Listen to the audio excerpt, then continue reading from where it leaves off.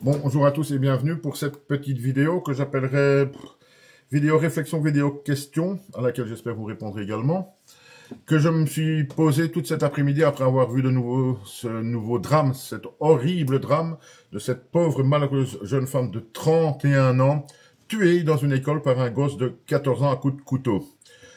Je me suis fait plusieurs réflexions. La première, il se passe pratiquement plus une semaine sans qu'il y ait un drame ou quelque chose d'horrible qui se passe en France. Pratiquement plus une semaine. C'est exceptionnel. La deuxième, je l'ai fait un parallèle avec la vie en France il y a une trentaine d'années, par exemple. Et pour vous dire, j'ai fait le parallèle avec la victoire du PSG, donc il y a 15 jours, je ne sais plus exactement, qui a déclenché des émeutes, on ne doit pas appeler ça autrement, des émeutes de nouveau dans Paris après une victoire. Ce n'est même pas après une défaite, c'est après une victoire, ça a déjà déclenché des émeutes. J'ai fait le parallèle avec, par exemple, la victoire en 98 de l'équipe de France au championnat du monde, qui avait amené plus d'1 million de personnes sur les Champs-Élysées pour uniquement la joie et la fête. 30 ans après, tout ça a disparu, mais complètement disparu. Pourquoi? Comment? Il y a plusieurs possibilités pour moi. Déjà, le climat dans lequel on vit depuis 5 ou 6 ans, on ne vit que dans l'anxiogène et dans la peur. Il n'y a pas une journée non plus que tous les médias nous pondent 5, 10 articles anxiogènes. Quand c'est pas mourir d'un virus dont on ne sait même pas s'il a un jour existé, on va se faire bombarder par les Russes qui ne savent peut-être même pas de quoi nous on parle. On va autrement mourir du réchauffement climatique qui devient dérèglement climatique dès qu'il fait trop froid, etc., etc. Ça n'arrête pas les mauvaises nouvelles et les nouvelles anxiogènes du matin au soir.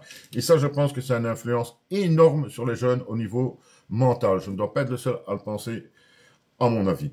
Mais donc, voilà, ma réflexion, c'est où est-ce que tout cela va s'arrêter? Parce que, comme je vous le disais, il y a rarement une semaine qui ne se passe pas, où vous avez les titres des journaux, sans qu'il y ait un drame de ce style-là en France. C'est devenu apocalyptique, la vie en France de ce côté-là et du niveau sécuritaire, je dirais. Alors, il n'y a que deux possibilités pour moi, dites-moi si je me trompe. Soit il y a un gros changement politique, je n'y crois pas trop, qui permettrait d'avoir une justice beaucoup plus sévère, parce que les gens qui cassent après un match de football, qu'est-ce qu'on va leur demander de ne plus le faire? Ils vont dire non, on ne le fera plus, et ils sont dehors. Le gars ici qui a 14 ans, il va faire quoi? 6 mois dans un établissement pour voir s'il a toutes ses cases. Il va faire 5-6 fois devant un psychologue, 3 comprimés, et on va le remettre en liberté. Ça, ce n'est pas possible de continuer comme ça. Je suis désolé. Ça, ce n'est pas possible de continuer avec ce laxisme-là. Ça, c'est une première solution pour moi. Et la deuxième, c'est la pire. Et là, vous allez me dire si je me trompe ou pas. Si tout ça ne se met pas en place, s'il n'y a pas un changement politique important, un changement d'habitude, de mœurs, dirais-je même en France, eh bien, on court tout droit vers une guerre civile. Parce que tout ce qui se passe comme ça, les gens sont à bout. Je le vois bien dans les commentaires et vous le voyez également après le match du PSG et ce qui s'est passé. Les gens n'en pouvaient plus. C'était la haine. Et je pense aussi que quelque part, on essaie de déclencher cette haine entre différentes religions, etc., etc. Vous m'avez compris. Et là, malheureusement, la seule échappatoire pour que ça s'arrête, c'est une guerre civile. Il n'y aura rien d'autre de possible. Vous allez voir. Alors dites-moi si j'ai raison ou pas, si mes craintes sont justifiées ou pas, ou si vous pensez, peut-être comme moi également, je n'en sais rien.